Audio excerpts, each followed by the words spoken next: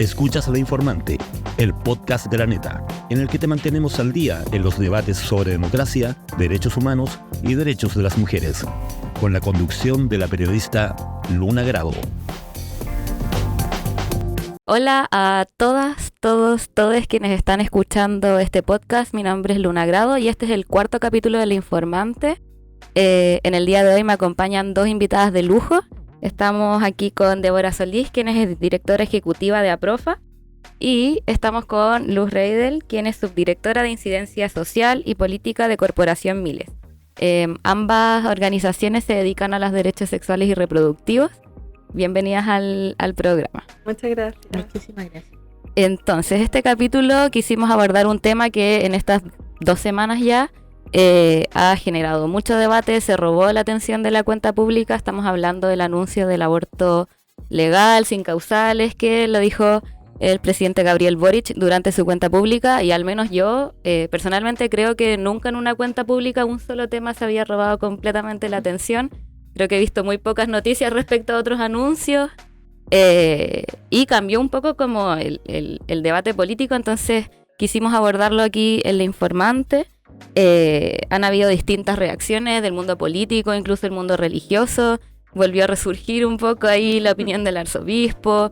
Las organizaciones también han aprovechado de volver a instalar el debate. Entonces quería preguntarles a ustedes cómo fue la reacción ante este anuncio. ¿Qué opinan de estas opiniones que dicen que quizás no era el momento de anunciarlo? ¿Cuándo es el momento para hablar de aborto? Ahí les dejo la palabra para partir este programa. Bueno, a ver, nosotros recibimos con mucha alegría el anuncio, ¿sí? A nosotros nos parece que efectivamente, como se dice, nunca hay agua en la piscina para avanzar en los derechos sexuales y reproductivos de las mujeres o de las personas gestantes. En general, en derechos humanos cuesta muchísimo avanzar. Creo que poner el tema en el escenario público, en el escenario político, es un avance. Sabemos, y ya hablaremos seguramente de las condiciones que tenemos para aprobar o no una supuesta ley, pero creemos que ya estar sentadas en este minuto conversando, que haya gente escuchándonos, que yo vengo de Rancagua de hablar con los equipos de salud, y que este tema sea materia de conversación. A estas alturas creo que en el inicio de esta conversación importa poco si estamos de acuerdo o no estamos de acuerdo, si tenemos toda la información o no la tenemos. Creo que la posibilidad de conversar le hace bien a la democracia. Lo que le hace pésimo es pararse de un hemiciclo e irse. Claro. Creo que eso es lo que le hace peor. Hasta ahí por el momento. Sí, yo coincidiendo con Débora, creo que es bien preocupante esas voces que se levantaron sobre todo ese día y que siguen hablando de que esto no es un tema urgente. Yo creo que efectivamente y de manera muy lamentable en nuestros contextos suele ser poco urgente o visto como poco urgente los temas que tienen que ver con sexualidad, reproducción y en general con los derechos de las mujeres y de las diversidades sexuales, por ejemplo, pero efectivamente es un tema urgente que tiene que ver con nuestra salud, nuestra reproducción, nuestra capacidad de tomar decisiones respecto de nuestro cuerpo, y qué más urgente que eso y qué más importante que aquello. Y en este contexto, como tú bien decías, efectivamente estábamos en una agenda de seguridad que un poco desplazó todo tema adicional que uno pudiera conversar, pero es necesario hacerse cargo de las necesidades de todas las personas de Chile y no solo de temas particulares o específicos, sino que abarcar la totalidad de temas, y esa en definitiva entendemos que es la responsabilidad de los poderes del Estado también. Solo me gustaría agregar que también es un punto de inflexión para la propia política pública, porque desde la política pública, como dice Luz, también el foco estaba en otra parte, no solamente en la cotidianidad de nuestro país, sino que también en el énfasis en la política, y esto le pone una inflexión. O sea, el presidente anuncia algo, bueno, algo tenemos que hacer en función de esto, estoy pensando como ministerio, y hay que ordenarse en función de eso. Entonces, me parece que efectivamente eso también es una ganancia. Y lo otro que nos pasó a nosotros en el análisis que hacíamos en APROFA es que en un principio pensábamos que la correlación de fuerza a nivel político iba a ser mucho peor, y creo que eso ha sido una súper buena noticia, porque se han ido adhiriendo sectores que uno, capaz que con llena de prejuicio, podría decir desde el principio, pucha, no, en esto no vamos a estar con tal grupo, no sé qué, y también han habido buenas sorpresas en eso. Me parece que es un buen escenario para eso. Entonces, claro, hay un debate que se está dando en la ciudadanía quizás, pero dentro del Congreso, en la misma cuenta pública, vimos lo que tú mencionabas, Débora, diputados saliéndose de la sala, después planteando que no iban a negociar con el gobierno sobre ningún tema si no se retiraba el anuncio ahí. Eso claramente es una afectación al debate democrático. Totalmente. Uh-huh. Sí. Sí, y yo creo que es un tema en el que es especialmente relevante volver a la toma de decisiones con base en la evidencia. Yo creo que en general el debate público y en particular donde se toman las decisiones se ha visto permeado por ciertas animosidades, por los dichos que tienen que ver más con lo comunicacional, que con el sustento que en definitiva desde la evidencia podemos dar a los debates. Yo creo que en materia de derechos sexuales y reproductivos y en particular en materia de aborto tenemos importante evidencia que podemos aportar, y ahí lo importante es que estemos sentados todas y todos a la mesa para poder revisar esa evidencia y que se tomen las decisiones en favor de los derechos de las personas y no bajo consignas absolutistas, digamos, que niegan el debate y que censuran en el fondo una conversación que es necesaria tener en este momento. Sí, totalmente de acuerdo, y creo que también a propósito de lo que venimos haciendo en APROFA en estos últimos años, también nos pone un desafío como ciudadanas, ¿no? Y como ciudadanos. Creo que esta temática también implica que nos informemos, que busquemos información, porque aquí hay un nivel de mala información dando vuelta que opaca la conversación. Entonces creo que también, así como le pone una atención al gobierno, nos pone una atención a las organizaciones sociales, pero le pone una atención a todas aquellas personas que nos declaramos feministas, progresistas o como nos llamemos, de buscar información fidedigna y hacer vocería en ese sentido. Claro, como para avanzar hacia que no haya como desinformación en torno a lo que es el aborto. Totalmente. O sea, eso que aparece mucho, ¿no? Esto de la obligatoriedad de la ley a abortar, la obligatoriedad de la ley de eutanasia a hacerse cargo de eso. O sea, eso es un mal sentido común que está muy latente. Entonces hay que buscar información sobre eso que tiene que ver con la información científica y lo que podemos aportar, pero también tiene que ver con un poco de reflexión al respecto. Sí. Bueno, yo quería también abordar cómo es la situación actual del aborto en Chile. Sabemos que desde el 2017 tenemos la ley de interrupción voluntaria del embarazo en 3 causales, y también se ha hablado, y de hecho en la cuenta pública también fue un anuncio, estas medidas para mejorar su implementación. Entonces, si podríamos comentar un poco sobre cuáles han sido como las barreras para acceder al aborto en 3 causales y si quizás eso debió haberse priorizado antes que anunciar el aborto legal, o está bien que las dos cosas pasen en paralelo. Sí, yo no me voy a pronunciar sobre una opinión es una decisión del gobierno, de la presidencia, y ellos seguramente, y espero, hayan hecho todas las evaluaciones pertinentes para haberlo hecho.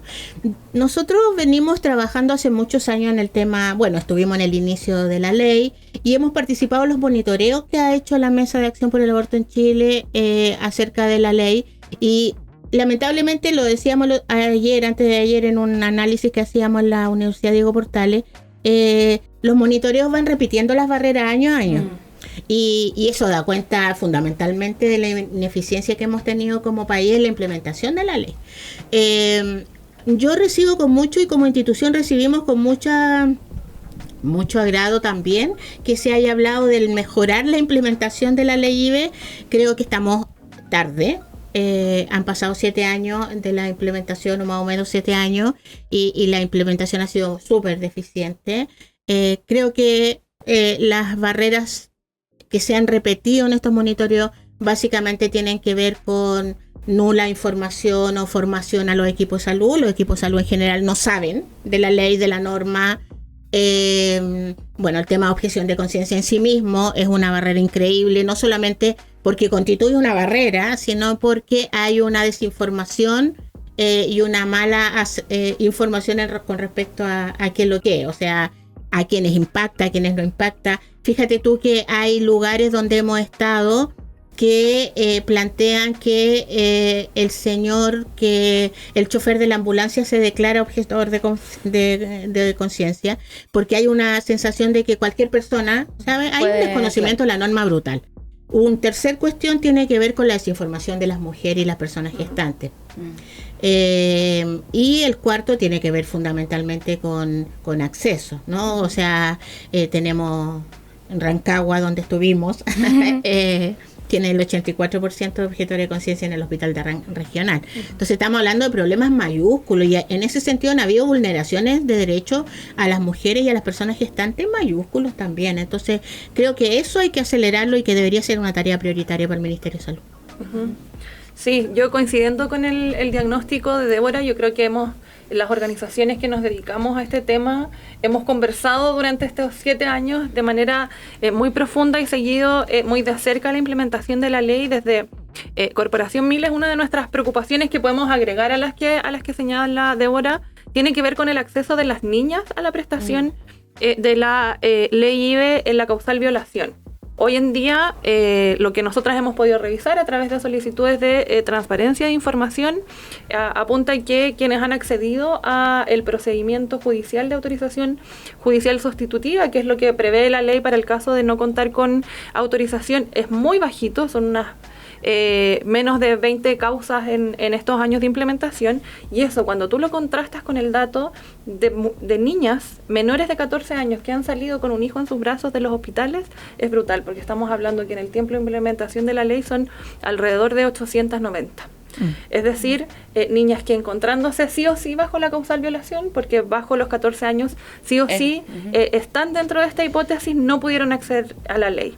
No tenemos muchas herramientas para mapear cuál es la razón detrás de eso. Yo creo que ahí se mezclan una multiplicidad de factores que probablemente tienen que ver con objeción de conciencia, con obstrucción por parte de los profesionales, que son dos cosas distintas, pero también, como decía Débora, con el desconocimiento de los equipos de salud, por ejemplo, que tienen que hacer el acompañamiento a las niñas que no tienen la autorización de sus padres para acceder a la autorización judicial sustitutiva, y esa es otra de las áreas en las que hay que hacerse cargo, en definitiva, para asegurar una implementación plena de la ley.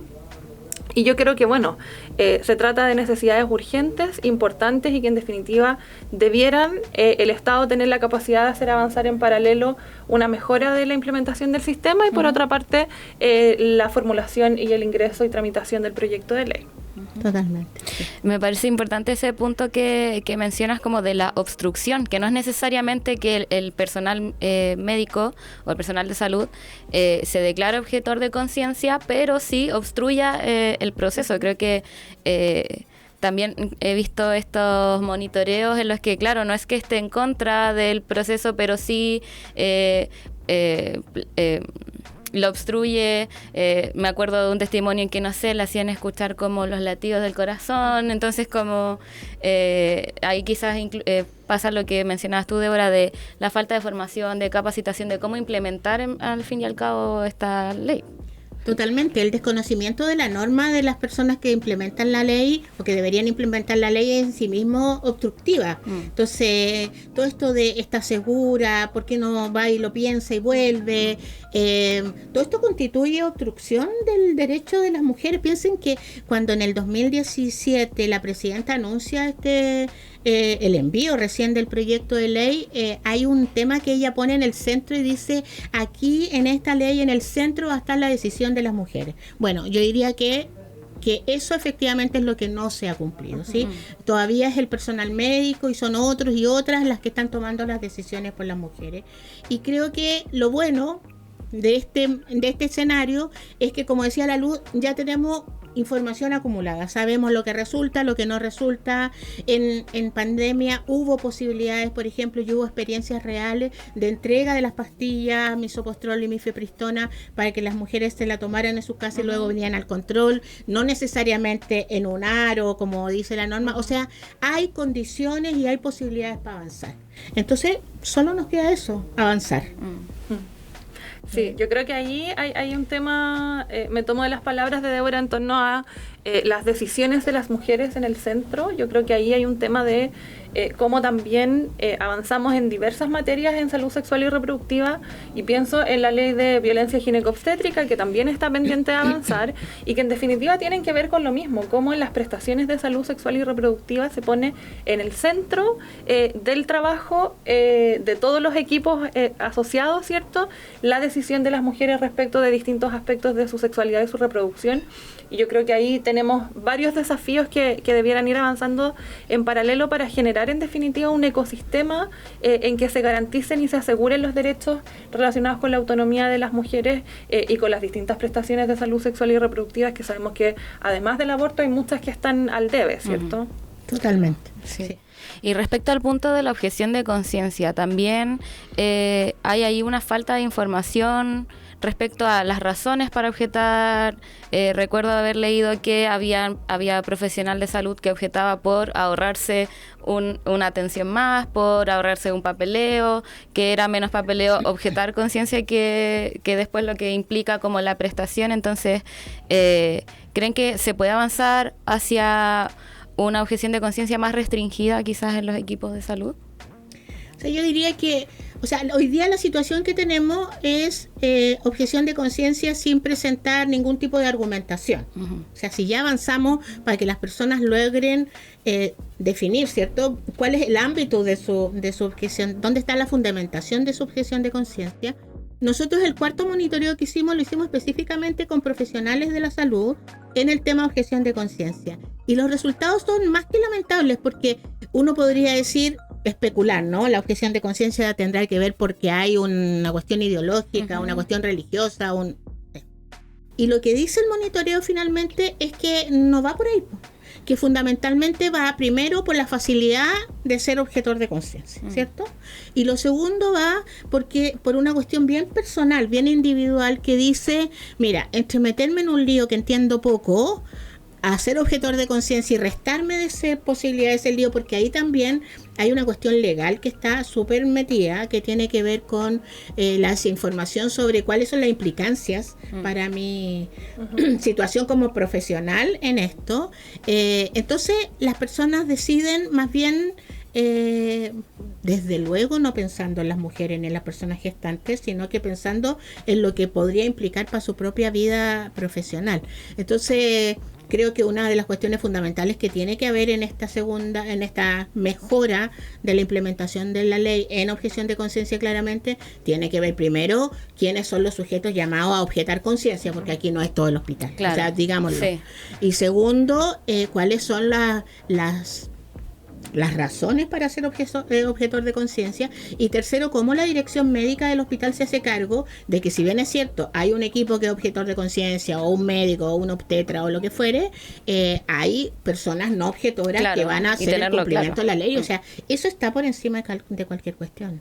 Sí, yo creo que ahí, pensando en lo que decía Débora, tengo la impresión de que de alguna manera el sacar el aborto del Código Penal de alguna manera va a permitir desanudar este momento de conflicto interno, ¿verdad?, del personal de salud, de decir, bueno, entra o no entra, eso no es, si lo sacamos y lo dejamos en el Código Sanitario, que es el lugar que le corresponde, digamos, a una prestación de salud.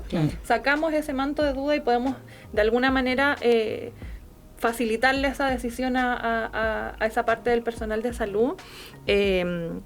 Eso, yo creo que va a ser súper relevante en el fondo poder darle claridad y certeza al personal. Y sobre la objeción de conciencia en particular, yo no diría restringir el uso de la objeción de conciencia, sino llevar la objeción de conciencia como institución a los estándares internacionales que dictan los órganos de derechos humanos. La forma en que en Chile se implementa la objeción de conciencia dista mucho de cómo debe ser, porque aquí no tenemos que olvidar que la objeción de conciencia tiene que ver con una excepción que debe ser restringida porque es una excepción al cumplimiento de un deber legal. El médico, médica y todo el personal de salud tiene el deber de proveer estos servicios, y por una razón muy específica se le está dando la posibilidad de abstenerse de hacerlo, pero eso requiere de una manifestación de seriedad, al menos una convicción seria que sustenta esa manifestación de voluntad en torno a objetar conciencia, y eso es lo que han dictado los órganos internacionales en la materia, y que en Chile estamos muy lejos de eso. Recordemos que simplemente llenar un formulario sin señalar razón alguna al al respecto. Y por lo tanto es necesario avanzar para efectos de que sea como debe ser, digamos. Y también ahí está la objeción de conciencia institucional. Claro. Es que es otro tema. Otro programa de la neta, yo creo.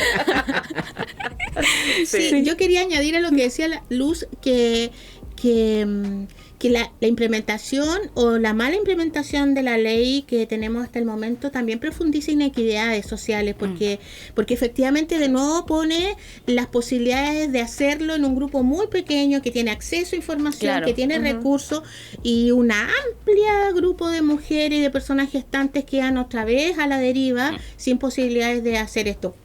O sea, prueba de esto es que tenemos todavía una buena proporción de mujeres que, estando sobre todo en la causal violación, deciden recurrir a acompañante, a aborto fuera del margen de la ley, ¿cierto? Entonces yo creo que el tema objeción de conciencia y causales también es un tema, ¿cierto? Mayoritariamente tenemos objetores de causales en la causal violación, y eso tiene que ver con una cuestión ideológica, aunque ellos lo planteen que no. Y lo otro es en la profundización de la inequidad, que también es una materia que el Estado se tiene que ser responsable. Estuvimos hablando de la ley IVE en 3 causales, y me gustó mucho como Débora mencionó los abortos al margen de la ley, los que no entran en las 3 causales, porque igual yo lo tenía anotado como abortos clandestinos, pero si uno lo piensa igual le da como una connotación muy negativa al decir clandestino. Entonces me gustó el concepto de aborto al margen de la ley, y me gustaría que habláramos un poco de esa situación actualmente. O sea, según las cifras que entrega el gobierno, calculan entre 30.000 y 150.000 abortos al margen de la ley al año. Entonces es una situación bastante extendida. Entonces me gustaría preguntarles cuáles creen ustedes que son las consecuencias que tiene esto para las mujeres, las niñas, las adolescentes, las personas gestantes que tienen que realizarse abortos de esta forma. Mira, yo voy a decir 2 cosas cortitas. Lo primero es que cuando en el año 64 nace APROFA, nace justamente porque la mortalidad materna producto de aborto es altísima. En el año 64 en Chile no existe ningún método anticonceptivo a disposición de las mujeres. Por lo tanto, la tasa de aborto era brutal, y bueno, y hay muchísimas historias en relación a lo que pasaba específicamente con las mujeres en eso. Y yo diría que sin hacer el símil, creo que una de las cuestiones que nos tiene que movilizar tiene que ver con que efectivamente hoy día seguimos teniendo un número importante de abortos clandestinos o abortos fuera del margen de la ley, que lo que hacen básicamente, yo diría, es seguir poniendo en riesgo a las mujeres y a las personas gestantes. O sea, también hay un buen grado de desinformación en materia de cómo hago una interrupción. Hay un buen número de grupos de personas que lucran por esta situación y por la situación compleja que están viviendo las mujeres, que no tienen información, que no saben acceder a las pastillas. No nos olvidemos que hoy día el acceso a las pastillas para hacer un aborto con pastillas es súper restringido en la norma. Nosotros importamos esas pastillas, somos las que como APROFA proveemos al Estado de esas pastillas, y sin embargo por APROFA no pasa ninguna de ellas, ¿no? Entonces hay una serie de restricciones que yo solo para terminar diría que siguen poniendo en riesgo la vida y la salud de las personas de manera concreta y real. O sea, tenemos testimonios y situaciones en los centros de APROFA de mujeres que llegan en muy malas condiciones de riesgo vital producto de abortos que uno diría, no, así abortaba mi abuela. Hoy día eso se hará de otra manera, pues esas fórmulas de abortar se siguen repitiendo. Sí, hay todo un fenómeno en torno a la criminalización del aborto que no tiene solo que ver con los procedimientos judiciales, sino como el temor de las mujeres y niñas que se someten a abortos a ser denunciadas por el personal de salud, en definitiva, las inhibe de buscar asistencia médica en los casos en que se producen complicaciones. Y ahí va lo que decía Débora, ¿cierto? En el fondo no tiene que ver solo con poner en riesgo de vida a las mujeres, sino también cuáles van a ser las consecuencias para su salud física de un procedimiento que es mal realizado por la desinformación que se permite por la penalización del aborto, ¿cierto? Y cómo esto en definitiva puede dejar secuelas en en el mediano y largo plazo, y eso es habilitado precisamente por la criminalización.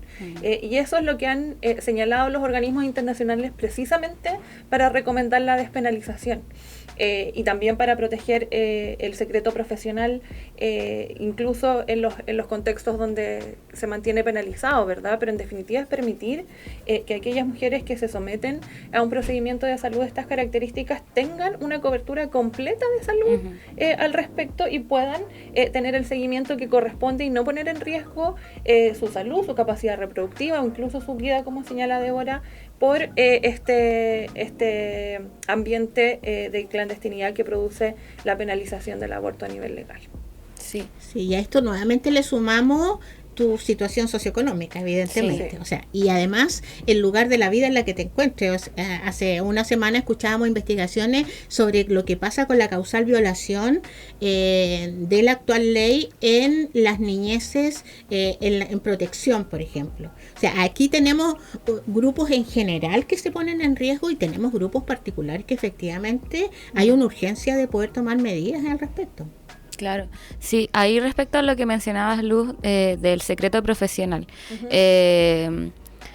Hay un estudio preliminar de Corporación Miles en el que mencionaban que el 60% de las denuncias por abortos venían del personal de salud. Entonces, ahí cómo se conjuga lo del secreto profesional con el hacer la denuncia, al final. Sí, ahí hay un tema que es bien dramático porque tiene que ver con la formación de los profesionales de la salud en el pregrado, diría yo, y de ahí en adelante en torno a sus obligaciones legales y al marco de derechos humanos que también los obliga. Y no debemos olvidar que la labor médica ha sido calificada como una labor de carácter humanitario y en ese sentido tiene un marco en que se debe llevar a cabo y cuáles son los lineamientos.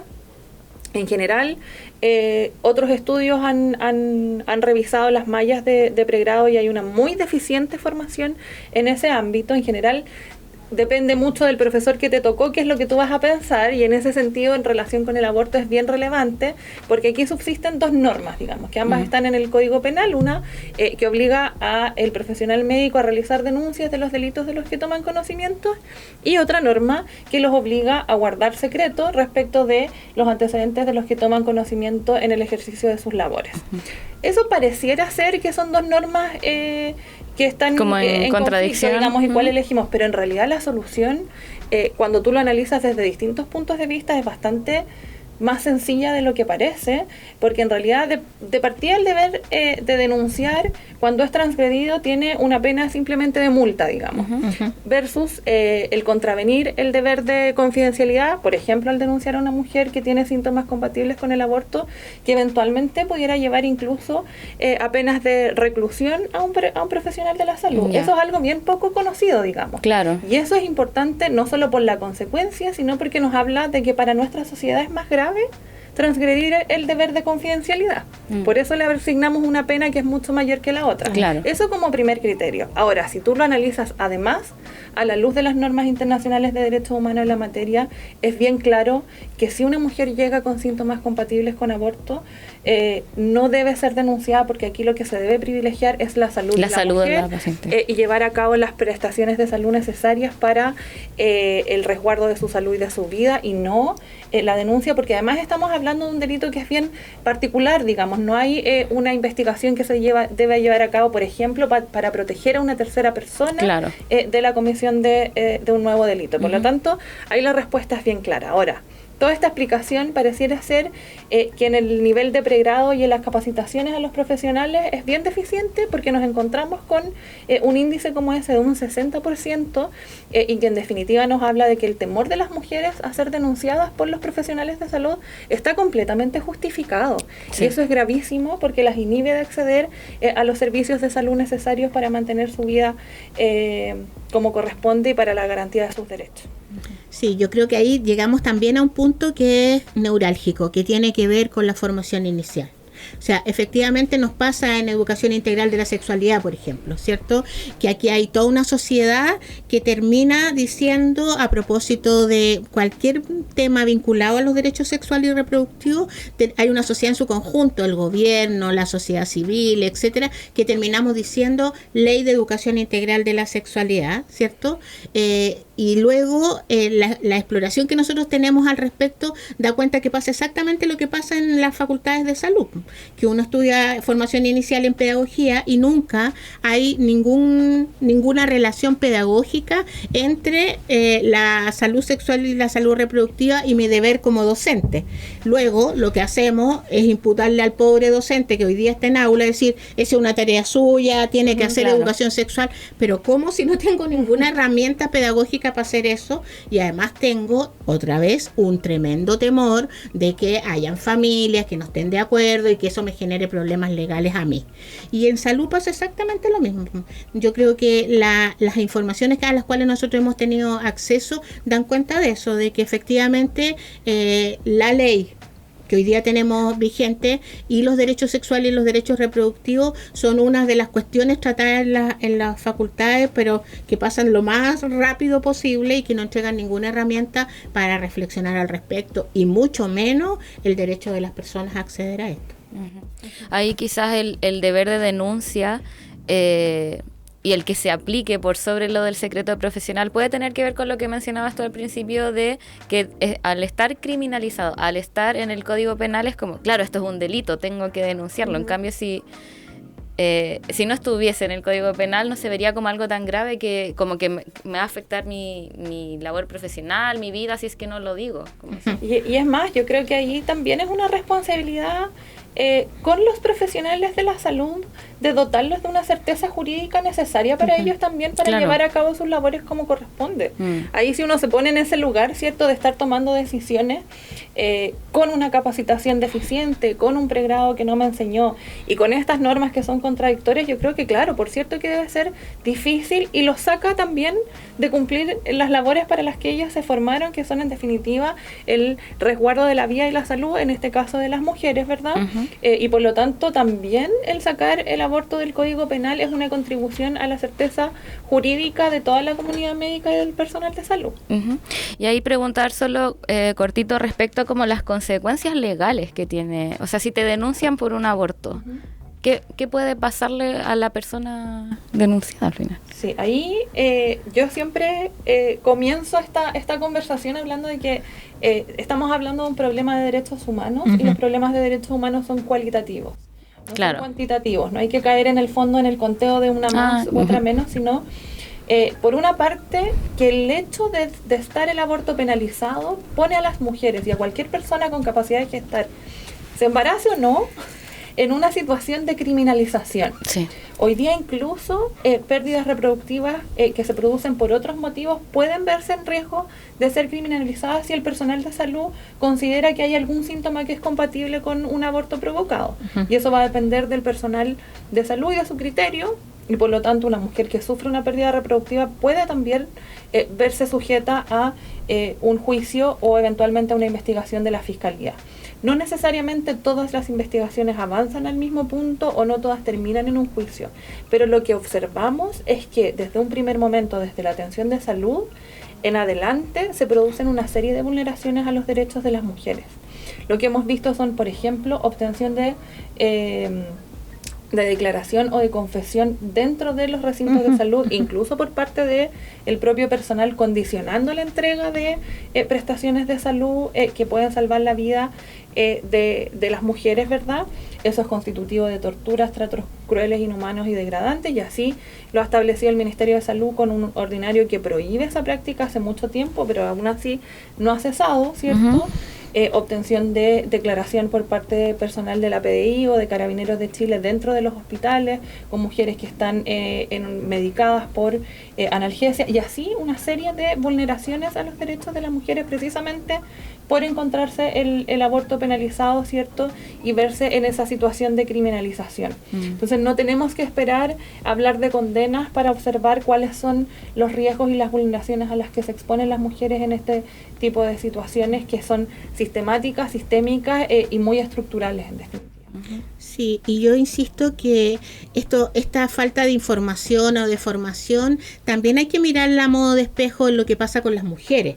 O sea, porque las mujeres en general y las personas gestantes tenemos muy poca información con respecto a lo que nos corresponde hoy día en el marco de la ley, por lo tanto tenemos muy pocas posibilidades de incidir en el ejercicio de de ejercitar este derecho y exigir este derecho. Entonces, claro, nos encontramos con también un tema de poder que sigue siendo anquilosado por un médico que toma decisiones y por una persona gestante que no tiene ni una posibilidad porque no sabe, no tiene información para poder, y además está en condiciones difíciles de tomar una decisión, claro, supongo. es una condición de vulnerabilidad. Totalmente. Que tiene una protección reforzada, Totalmente. que no se materializa.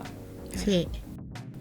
Ya que estábamos hablando de despenalización, de sacar del Código Penal el aborto, quisiera ya hablar del anuncio de aborto, cómo sería un proyecto de ley y también quizás como poder explicar esta diferencia entre lo que es aborto libre o hablar de aborto legal o de simplemente despenalizar el aborto. ¿Cuál es la diferencia entre estos tres conceptos? Creo que se usan como sinónimos, pero no son iguales. Uh-huh. Sí, ahí hay una aclaración importante que hacer entre el aborto libre y el aborto legal. Yo creo que lo de aborto libre muchas veces se mal utiliza para hablar de una prestación en el fondo que no tuviera limitación alguna, ¿cierto? Total. Y eso genera temores que también son justificados, digamos, y en este ambiente de desinformación, de poco conocimiento del tema, claro, se presta para una utilización también maliciosa de eso. En realidad la práctica del aborto tiene limitaciones que están dadas no necesariamente por lo legal siquiera, sino también por lo médico, digamos, como el tema de los plazos en que se puede realizar, las condiciones, etcétera, está dado por ciertos paradigmas que están bastante definidos también en la literatura y en la práctica médica. No es algo que sea desconocido ni nuevo. Es una conversación nueva para nosotros quizás a nivel legal, pero en el mundo entero, digamos, una práctica que existe, que está bien regulada, que la Organización Mundial de la Salud también tiene lineamientos bien claros al respecto.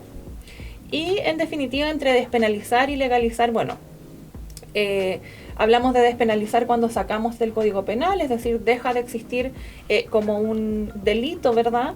Y de legalizar, que puede subsistir con eso también, de incorporarlo como una práctica legal, una prestación de salud propiamente tal. Que es a donde tenemos que avanzar en definitiva, que las mujeres no solo no vayan a la cárcel por la práctica del aborto, sino que lo puedan hacer en condiciones seguras, en un marco legal, ya sea en un recinto de salud o con la asesoría del recinto de salud en sus hogares, como también es recomendado por la Organización Mundial de la Salud. Ahí tenemos como esa aclaración, digamos.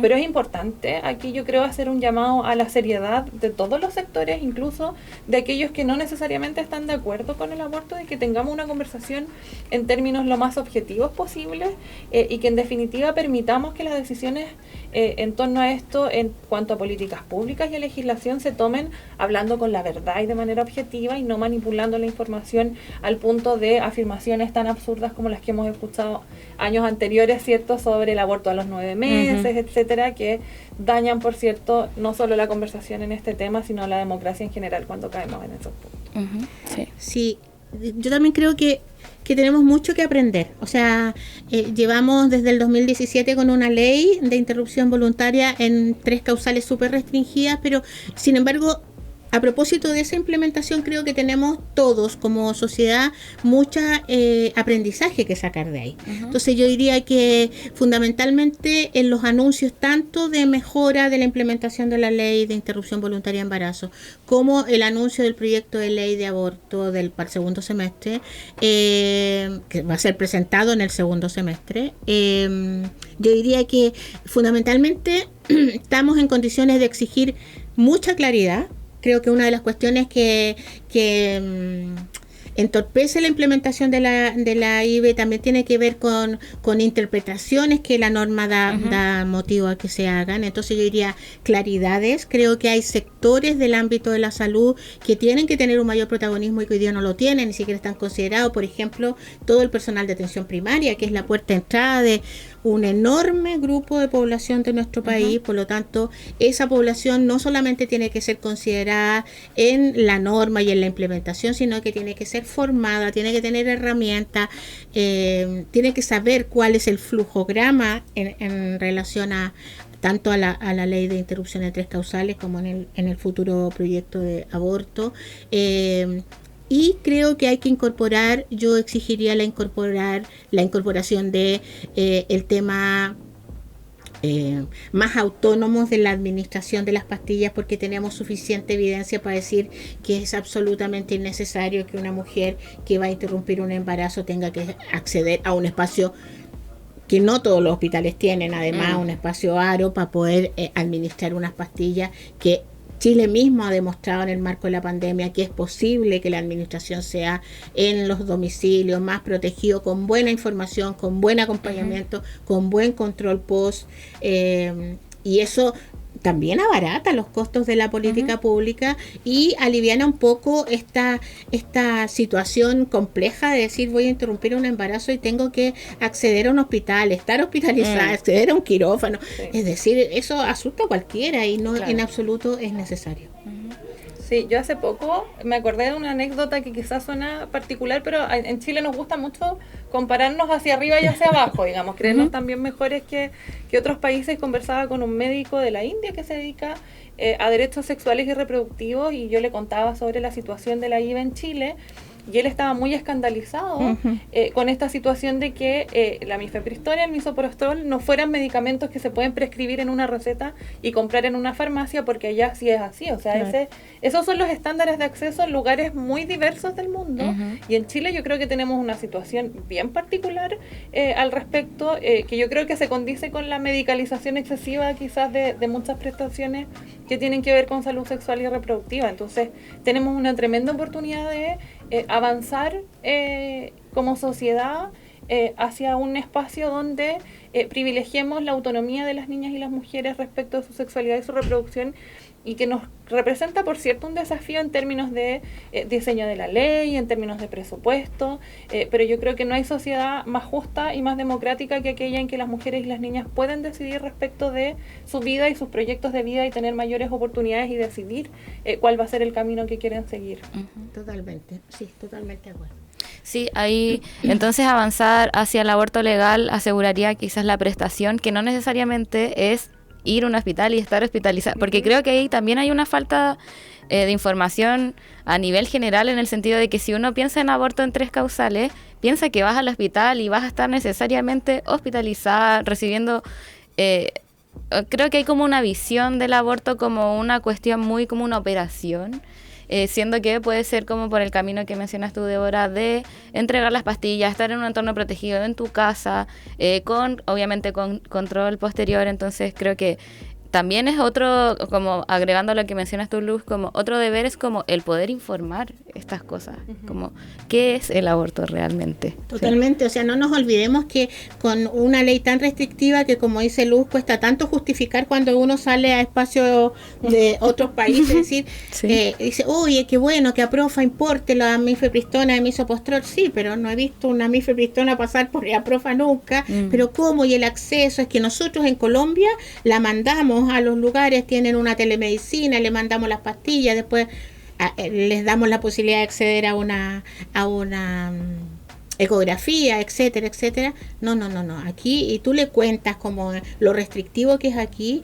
y efectivamente ese es otro mecanismo para imposibilitar que las mujeres puedan acceder a tomar decisiones sobre sus cuerpos. O sea, esto se hace tan cuesta arriba que no me cuesta pensar que hay mujeres que prefieren poder interrumpir vía acompañante, por otras vías que no son aun cuando estén en el marco de alguna de las 3 causales.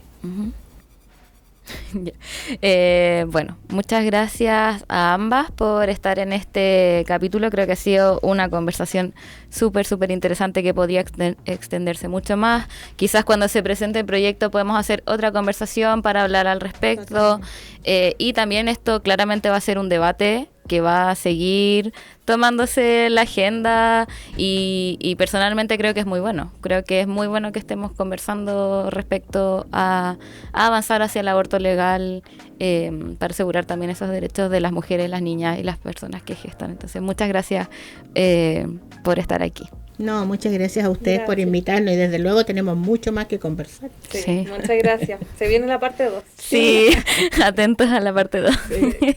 Gracias. Esto fue La Informante por hoy. Búscanos como @lanetacl en redes sociales para esperar el próximo episodio. La Neta es un medio digital de Corporación Humanas.